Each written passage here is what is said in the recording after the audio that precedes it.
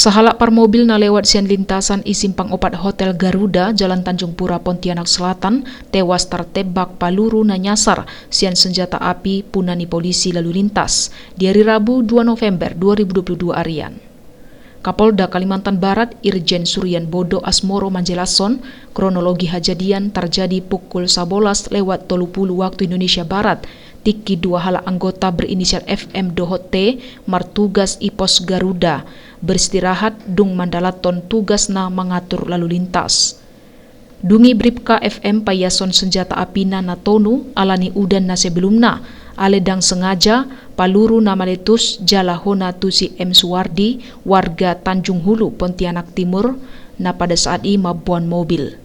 Naiboto paluru makonai dinding sian triplek jala tobus tu luar sampai hona tu korban. Dung diboto ngasongoni ibana langsung mabuan korban tu rumah sakit Bayangkara ale korban dang tertolong be. Alamak.